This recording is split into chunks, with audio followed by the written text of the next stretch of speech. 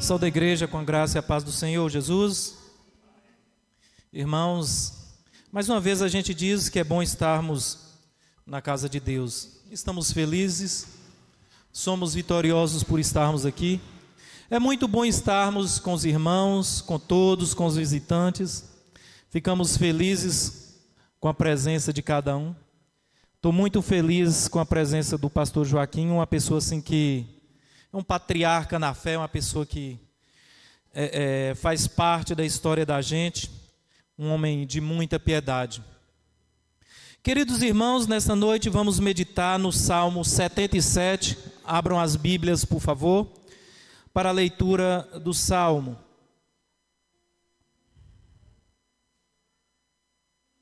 Nós meditaremos aqui no Salmo 77 sobre o conforto na tribulação. A partir do Salmo, a gente expressa as emoções, joga para fora as angústias, a ansiedade. A gente fala com Deus, aproxima de Deus e Deus nos dá conforto na tribulação. Vamos à leitura do Salmo, todo o Salmo 77. Ao mestre de canto, Jedutum, Salmo de Asaf. Eleva a Deus a minha voz e clamo. Eleva a Deus a minha voz para que me atenda. No dia da minha angústia procuro o Senhor. Erguem-se as minhas mãos durante a noite e não se cansam. A minha alma recusa consolar-se. Lembro-me de Deus e passo a gemer. Medito e me desfalece o espírito. Não me deixas pregar os olhos. Tão perturbado estou que nem posso falar. Penso nos dias de outrora. Trago à lembrança os anos de passados tempos. De noite, indago o meu íntimo. O meu espírito perscruta. Rejeita o Senhor para sempre? Acaso não torna a ser propício? Cessou perpetuamente a sua graça? Caducou a promessa para todas as gerações? Esqueceu-se Deus de ser benigno? Ou, na sua ira, terá ele reprimido as suas misericórdias? Então disse eu, isto é aflição minha, mudou-se a destra do Altíssimo. Recordo os feitos do Senhor, pois me lembro das tuas maravilhas da antiguidade. Considero também nas tuas obras todas e cogito dos teus prodígios. O teu caminho, ó Deus, é de santidade. Que Deus é tão grande, que Deus é tão grande como o nosso Deus. Tu és o Deus que opera as maravilhas, e entre povos tens feito notório o teu poder. Com o teu braço remiste o teu povo, os filhos de Jacó e de José. Viram-te as águas, ó Deus, as águas te viram e temeram, até os abismos se abalaram. Grossas nuvens se desfizeram na água, houve trovões nos espaços. Também as suas setas cruzaram de uma para outra parte. O ribomar do teu trovão ecoou na redondeza. Os relâmpagos alumiaram o mundo. A terra se abalou e tremeu. Pelo mar foi o teu caminho. As tuas veredas pelas grandes águas, e não se descobrem os teus vestígios. Aí está a palavra. Vamos à oração. Senhor Deus, Pai Santo, glorioso, maravilhoso, estamos aqui, meu Deus, para te louvar, para te render honras, para cultuar o teu nome, meu Deus. Mas estamos aqui também, ó Pai, para ouvir a tua palavra, meu Deus, para aprender com a tua palavra, meu Deus, para nos fortalecer nos momentos de angústia, meu Deus. Neste momento, Senhor, te pedimos, a partir deste salmo de Asaf, que abra o nosso entendimento, que ministre de maneira individual no coração de cada um de acordo com a necessidade, que nos fortaleça, que nos capacite, meu Deus, para entender a palavra e para agirmos nos momentos de tribulação. Em nome de Jesus, amém. Queridos irmãos, estamos aqui diante de um salmo lindo, escrito por Asaf, um músico, crente, e esse salmo provavelmente foi escrito logo após o ano 587 a.C. Neste ano houve a queda de Jerusalém, a queda do templo. O rei Nabucodonosor da Babilônia, com as suas tropas, destruiu Jerusalém. E aí Asaf vem e redige esse Salmo 77 em um contexto de muita dor. Não podemos assegurar que o Salmo foi especificamente em função disso. Entre os comentaristas bíblicos, não há uma clareza total, mas no verso 8, ele faz referência aos planos de Deus para o seu povo.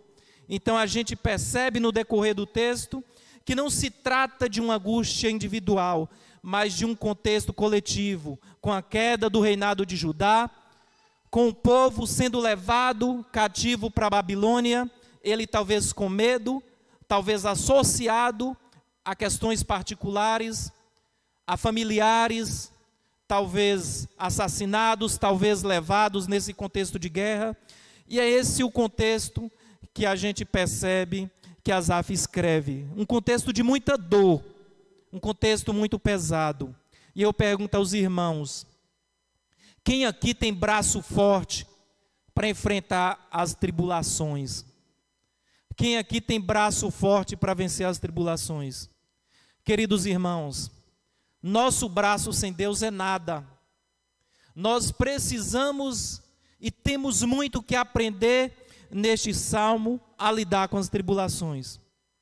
Porque Asaf foi ouvido, ele fez como deveria, e diante de todo esse contexto de dor, ao final da oração ele estava numa situação bem diferente.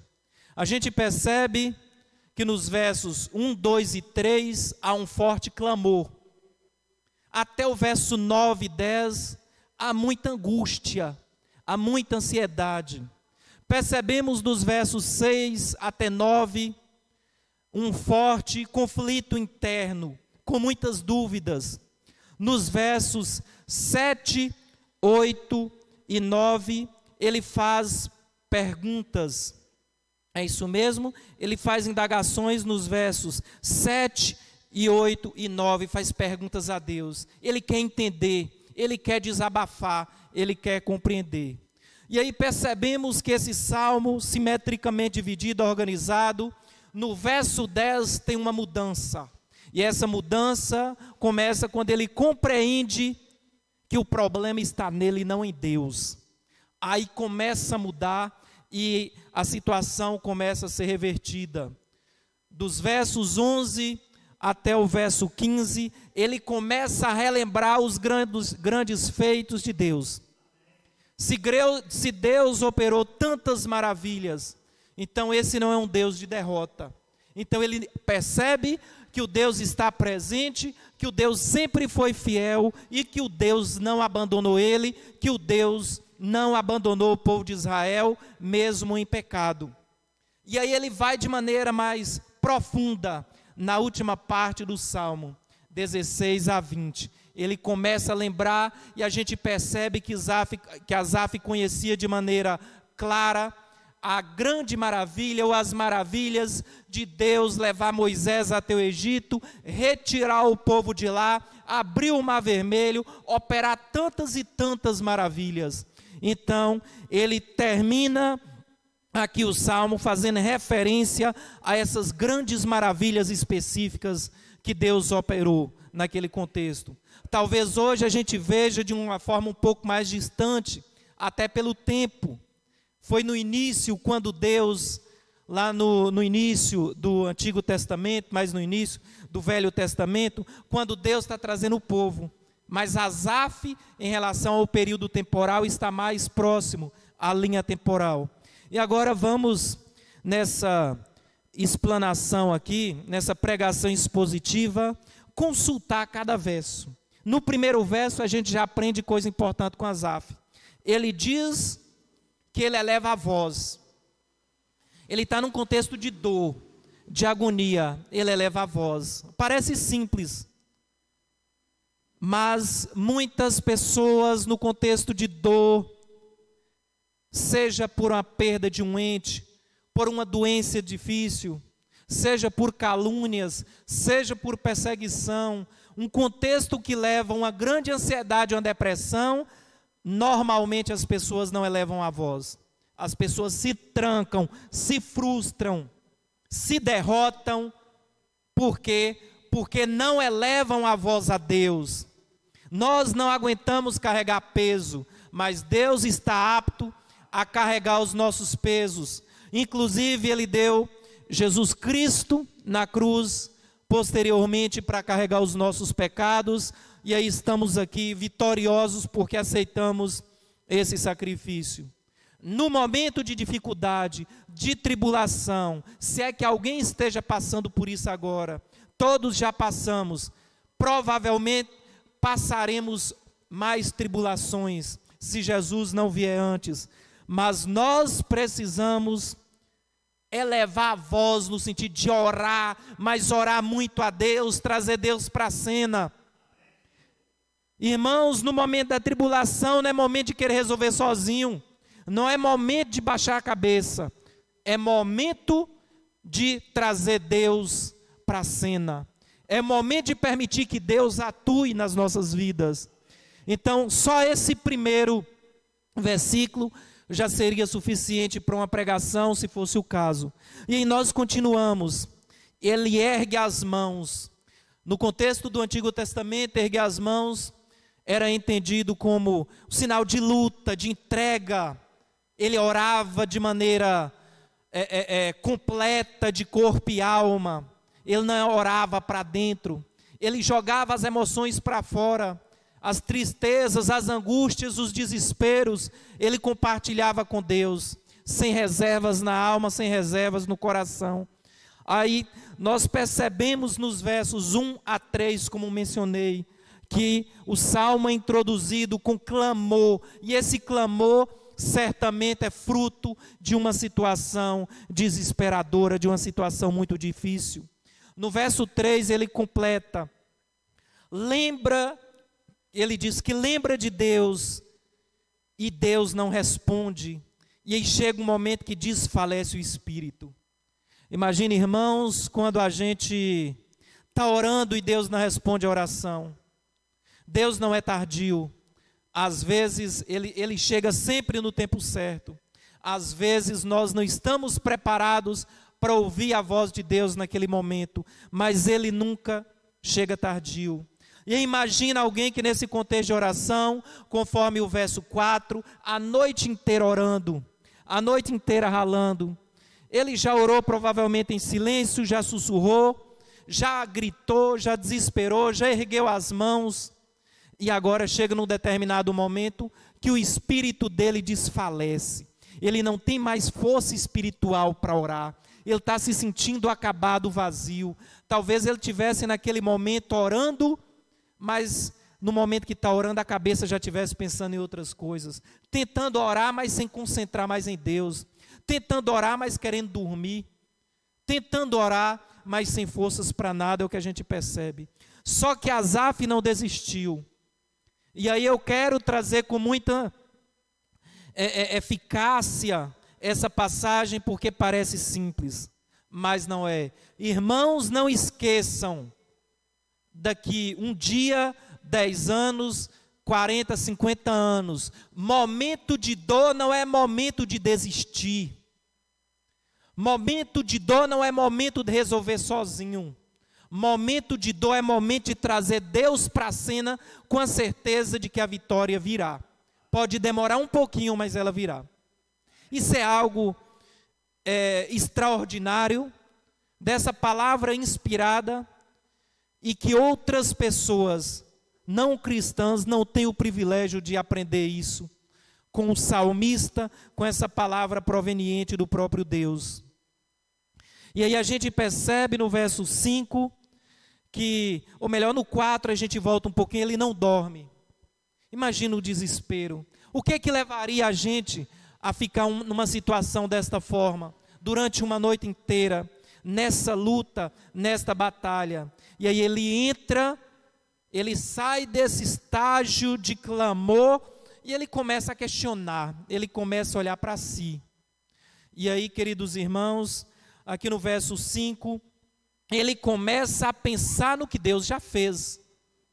Aí ele começa a se alimentar mesmo sem perceber. Ele começa a se alimentar dessa espiritualidade, desse poder de Deus. Porque ele começa a ver que ele não está sozinho. E é um momento ainda de dúvidas. Ele não consegue entender, ele não consegue se organizar.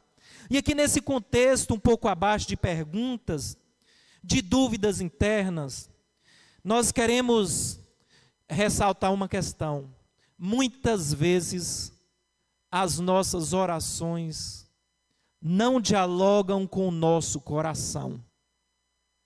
Muitas vezes as nossas palavras não são ouvidas, não são respondidas, porque não dialogam com o nosso coração.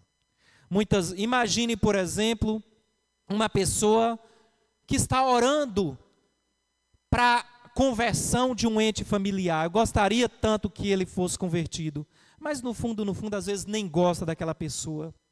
Eu vi um pastor dando exemplo de uma situação de uma mulher que chegou para falar com ele, orando para orar, para recuperar o casamento. E orou e tentou, e no final a mulher revelou para o pastor: no fundo eu gostaria era de me separar do meu marido.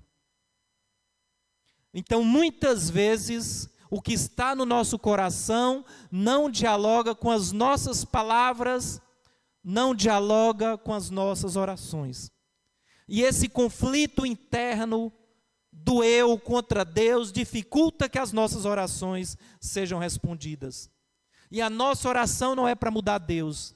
A nossa oração é para que possamos, inspirados em Deus, nos olhar melhor e mudarmos, revestidos do poder do Espírito Santo. Então, queridos irmãos, nesse momento, nós somos desafiados a olhar para dentro de nós. Quantas vezes a gente se sente injustiçado, mas muitas vezes a situação é diferente. Quantas vezes a gente se sente amargurado, vem a sensação de raiva. Quantas vezes a gente gostaria que as coisas fossem diferentes. Quantas vezes a gente está orando por algo, num contexto difícil, mas o que está no nosso coração é diferente.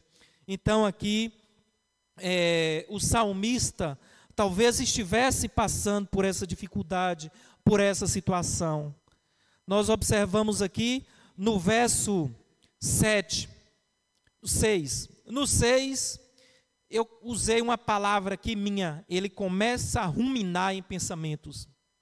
Ele começa a pensar, ele começa a querer entender tudo o que está acontecendo. Ele quer buscar respostas.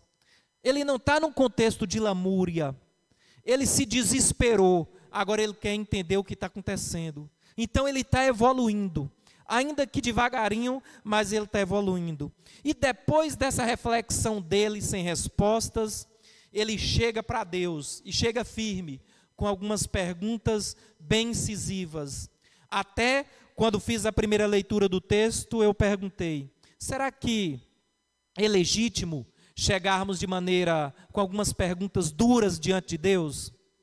E nesse contexto aqui, sim, ele não desagradou a Deus, ele não feriu a Deus, mas ele botou para fora a angústia do coração, o que estava acontecendo. E Deus, como um pai amoroso, respondeu, aliviou a angústia dele, aliviou o coração dele.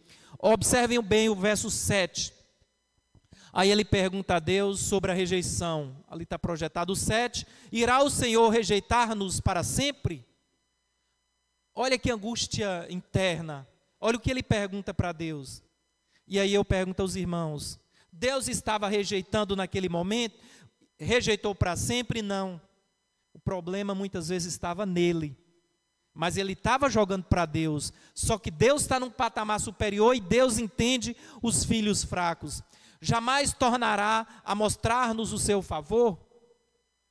Imagina o povo de Israel, um povo que foi resgatado do Egito, tendo a terra prometida, e esse povo pecou muito no deserto. Nós conhecemos a história e Deus operou maravilhas, e agora está nessa situação, sendo destruído pela Babilônia. Observem bem o verso 8. Aí ele faz mais uma provocação. Desapareceu para sempre o seu amor? O Deus de puro amor? Perguntas duras. Mas o que nós não podemos é nos fechar. Temos de abrir com Deus. Acabou-se a sua promessa? No 8. Então observem bem como ele vai trazendo essas perguntas e ele vai jogando isso para Deus. Ele vai jogando para Deus. Ele não consegue resolver mais. Ele chega de maneira dura jogando para Deus. No verso 9, esqueceu-se Deus de ser misericordioso? Quantas palavras duras que ele usa. Diz respeito à promessa, ao amor, à graça, à misericórdia. Em sua ira refreou sua compaixão? Então, assim, todas essas perguntas serviram de base para ele mudar o cenário, para ele chegar no verso 10, compreendendo que o problema não estava em Deus, o problema estava nele. Ele joga as perguntas para Deus. Deus dá a ele sabedoria, Deus dá a ele inspiração, aí ele volta e recebe a resposta. Não, eu te provoquei, fiz todas essas perguntas, mas o problema está em mim. E aí quando ele compreende que o problema está nele, e que o Deus é o mesmo de sempre, aí a gente começa, parece que estamos entrando em um outro salmo, é uma outra história. É como se a gente estivesse caminhando numa estrada esburacada, e a partir do 10, a gente começa a andar naquele asfalto macio, naquele carro novo. Porque aí vem muita coisa bonita, porque ele começa realmente a entender o que Deus fez e sempre fará. Vamos lá no verso 10. Então pensei, a razão da minha dor é que a mão direita do Altíssimo não age mais. Só isso, verso 10. Aqui na tradução, na Bíblia que estou, diz o seguinte: e eu disse, isso é enfermidade minha, mas eu me lembrarei dos anos da destra do Altíssimo. E aí quando a gente chega, 77:10, quando a gente chega diante de Deus e reconhece as nossas faltas, as nossas falhas, primeiramente, um ato de humildade. Agora, ele se coloca de maneira humilde após fazer perguntas tão desafiadoras a Deus. E aí, ele começa a partir daí pensar, o que Deus fez no passado? Ele começa a olhar para o passado. Irmãos, muitas vezes as pessoas dizem, quem gosta de passado é museu. Nós precisamos, no momento de angústia, de dor, olhar para o que Deus já fez nas nossas vidas. Precisamos ser gratos. Precisamos olhar e ver o que Deus fez na história da igreja. Muitos, aqui não precisa ninguém falar em voz alta neste momento. Eu sei que no contexto da minha vida eu me relembro de tantos livramentos que Deus me deu. A situação era muito difícil. Tantas situações tão complicadas que eu já passei, Deus me deu assim livramentos de acidentes, livramentos com pessoas maldosas. Quantos e quantos livramentos. Deus não deixou faltar o pão de cada dia. Deu forças para levantar nos momentos de dificuldade. Afastou os inimigos. tem uma situação que eu não gosto de lembrar, nunca comentei em igreja, mas eu vou lembrar. Há mais ou menos uns 20 anos, eu estava indo para casa, era minha namorada, antes do casamento.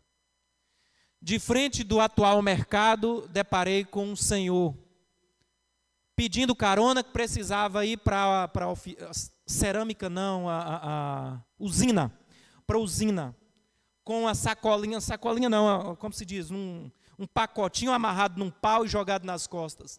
E aquela pessoa querendo montar na moto, aquele negócio todo. E aí, veio assim aquela inspiração, aquela questão, não tratei ele mal, mas disse que não. Uma pessoa que estava num odor muito ruim. Meses depois foi descoberto, cadeirudo em Riacho de Santana.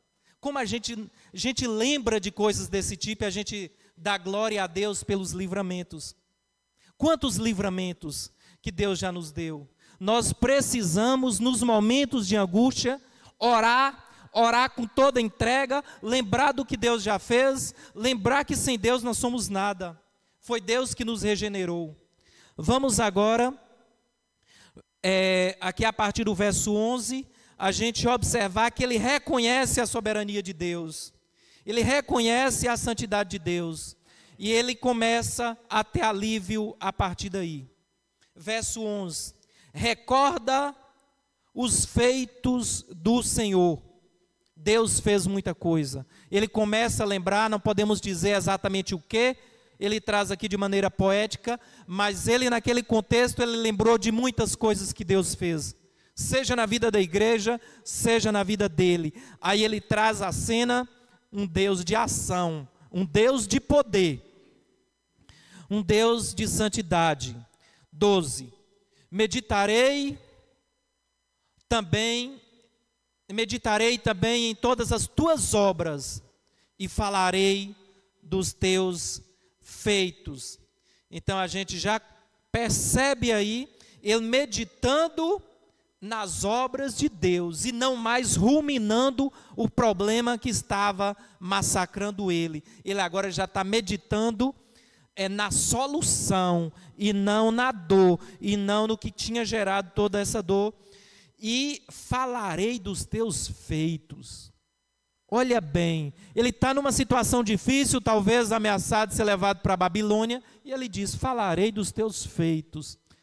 Ele está dizendo em outras palavras, em qualquer que for a circunstância, estarei com o Senhor, porque o Senhor está comigo. Em qualquer das circunstâncias, eu não estarei derrotado. No verso 13 diz o seguinte: o teu caminho, ó Deus, está no santuário. Quem é tão grande como o nosso Deus? Aqui uma outra tradução diz que Deus é de santidade, ele fala no santuário. Nesse momento ele reconhece o grande atributo de Deus. Santo, santo, santo, conforme diz o profeta Isaías. E se o Deus é santo, santo, santo, puro, poderoso, maravilhoso, não há nada melhor para uma pessoa num contexto de dor do que reconhecer a santidade de Deus. E o Deus que é santo é digno de adoração. Se nós temos um Deus santo, não precisamos de desespero, temos de adorar. Quem aqui se lembra de Paulo na prisão, adorando a Deus, e os cadeados se abrem? Quem se lembra dessa cena? Nosso Deus é digno de adoração. Verso 14. Tu és o Deus que fazes maravilhas. Tu fizestes notória a tua força entre os povos. Queridos irmãos, Asaf certamente estava pensando em algumas coisas quando ele trouxe o verso 14. A força entre os povos.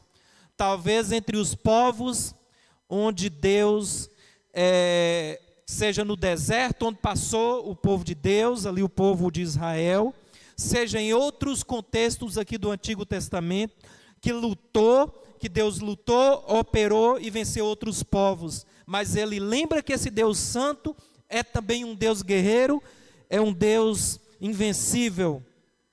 No verso seguinte, a gente percebe, com teu braço remiste o teu povo.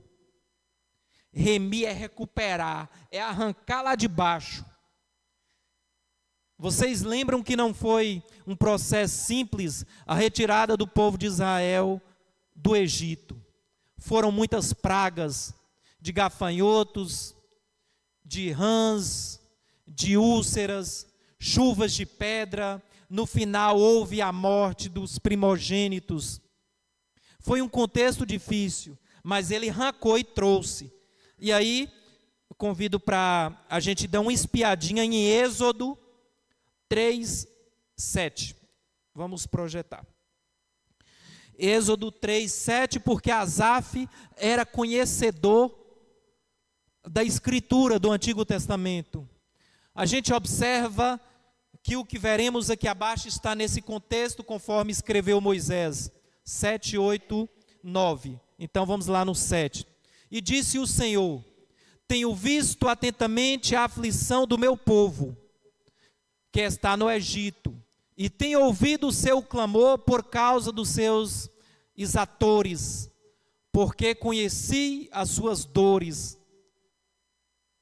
Portanto, desci para livrá-lo da mão dos egípcios e para fazê-lo subir daquela terra a uma terra boa e larga, a uma terra que emana leite e mel, ao lugar do Cananeu e do Eteu, e do Amorreu, e do Perizeu, e do Eveu, e do Jebuseu. Inclusive, quando fala de vencer tantos povos, já tem povos mencionados. E agora, eis que o clamor dos filhos de Israel é vindo a mim, e também tenho visto a opressão com que os egípcios os oprimem. Observem bem como Moisés, aqui em Êxodo capítulo 3, traz de maneira resumida, do 7 ao 9, a situação do povo de Israel. E agora, aqui para finalizar, Asaf finaliza o salmo com maravilha. Deus operou grandes maravilhas. Imagina aproximadamente só um pedaço desse percurso. Aproximadamente 2 milhões de pessoas com rebanhos, idosos, crianças, atravessando o mar, se abrindo, eles atravessando. Uma grande cavalaria vindo atrás e o mar se fechando. Onde estavam os israelitas, luz. Onde estavam os egípcios, trevas. Imagine chuvas de maná dos céus. Agora vamos observar como faz referência a esse domínio da natureza aqui, a partir do verso 15. 15. Com o teu braço remiste o teu povo, os filhos de Jacó e de José. Aí faz referência a essa ação de resgate, a misericórdia de Deus. As águas te viram, ó Deus, as águas te viram e tremeram, os abismos também se abalaram, possivelmente fazendo referência à abertura do Mar Vermelho. As nuvens lançaram água, os céus deram som, as tuas flechas correram de uma para outra parte. Eu peço que sinta uma coisa. Quem está escrevendo os versos 16, 17 e 18 está profundamente tranquilo. Está profundamente tranquilo. Quem estava no verso 1 estava elevando a voz desesperada a Deus, porque não sabia o que fazer. Ele chega nos versos 16, 17, absolutamente tranquilo. Talvez não da maneira que ele gostaria que fosse, mas da maneira que Deus opera. Vamos ao verso 18. A voz do teu trovão estava no céu, os relâmpagos iluminaram o mundo, a terra se abalou e tremeu. O teu caminho é no mar, e as tuas veredas nas águas grandes, e os teus passos não são conhecidos. Não conhecemos os passos de Deus. Ele opera da maneira que Ele quer, na soberania de Deus, dele. Inclusive termina aqui no verso 20. Guiaste o teu povo como a um rebanho pela mão de Moisés e Arão. Moisés, tudo bem, mas Deus fazer isso por Arão, que foi o homem que fez o bezerro de ouro no deserto? Ele trabalha da maneira dele, não da nossa maneira. Precisamos, nas dores, respeitar a soberania de Deus. E aqui nós trazemos inúmeras lições. Um grande estudioso do Antigo Testamento, no século anterior, Edward Young, ele diz, de maneira provocativa, um homem piedoso, ele diz: a maior bênção que já tive foi o meu coração sangrando. Que o nosso coração sangrando pode nos fazer aproximar mais de Deus, pode nos fazer mais fortes. Queridos irmãos, nós estamos tratando de uma temática sensível, presente e difícil, que é a angústia, é a tribulação, é o dia mau que chega muitas vezes e pega a gente desprevenido. Na pregação anterior aqui, o pastor Durval falou de a gente se preparar para o dia mau. Precisamos estar nos preparando para esse dia difícil, para essa tribulação. E nessa preparação, talvez o ponto mais importante seja o conhecimento de que quem vai resolver isso não somos nós, é Deus. Nós precisamos estar nos preparando assim. O cristão, no momento de luta, de dificuldade, não se encolhe, não se recolhe, não se entrega, não se deixa tomar por pensamentos negativos, violentos, não deixa Satanás passear nos seus pensamentos. Cristãos precisam ir para cima, precisam se relacionar com Deus. E aqui nós, finalizando a reflexão desse texto, a gente traz algumas lições. Primeiro, a situação que Deus agiu. Asaf foi ouvido. Se ele foi ouvido, nós nas nossas tribulações também somos e seremos ouvidos. Na angústia, busque diagnosticar o nosso coração.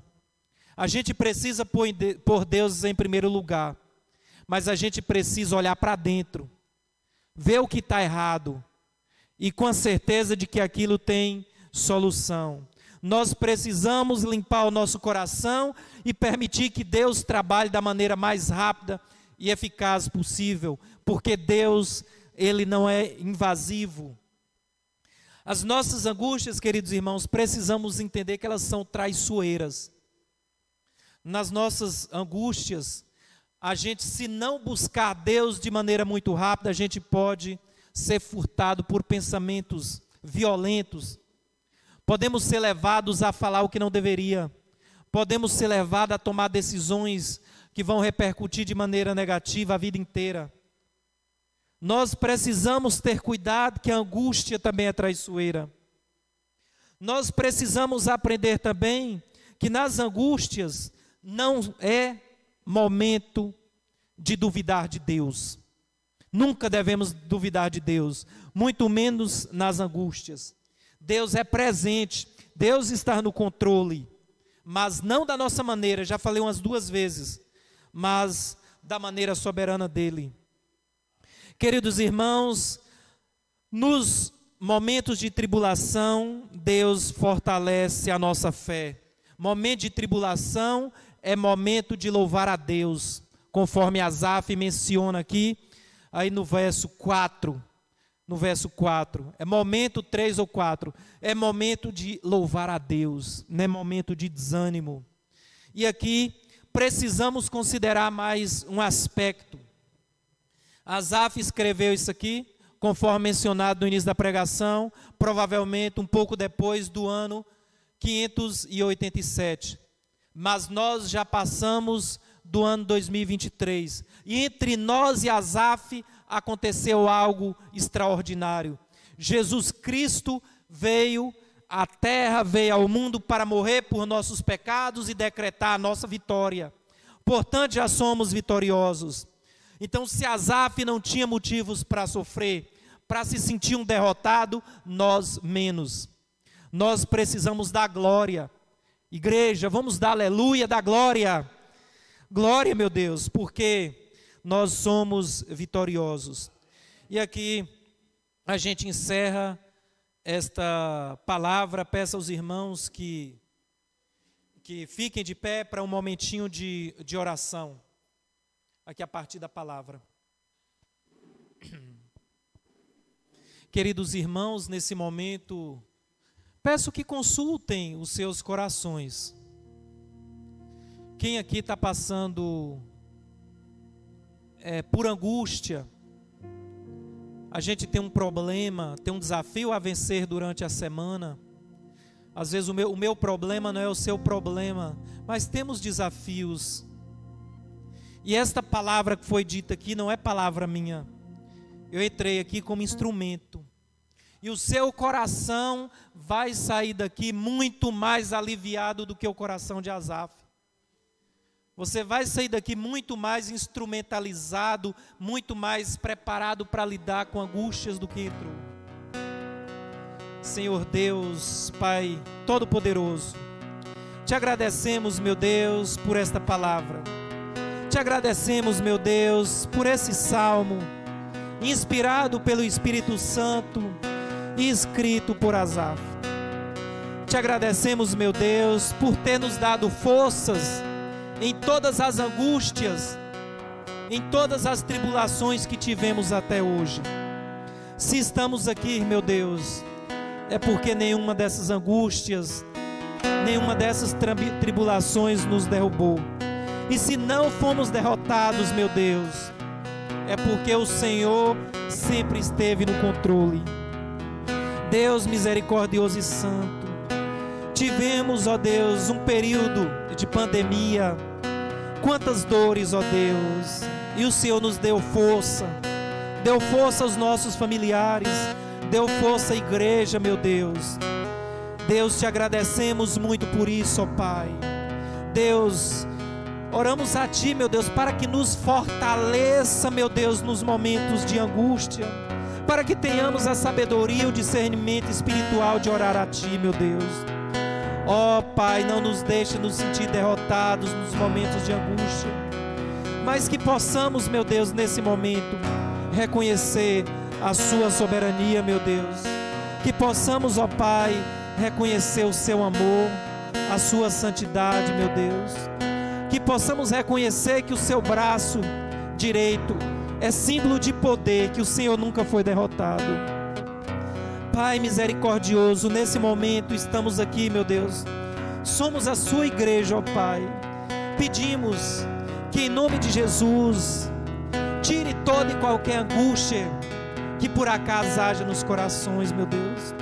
Te pedimos que inunde a nossa alma de paz, de tranquilidade, meu Deus, que faz com que sejamos mais alimentados na fé, meu Deus, que tenhamos sede da Tua presença, do Teu amor, meu Deus, e que seja fortalecido em nós o espírito de fortaleza. E como o Senhor diz no Salmo 121, a nossa fortaleza vem do Senhor, a nossa segurança vem do Senhor, meu Deus.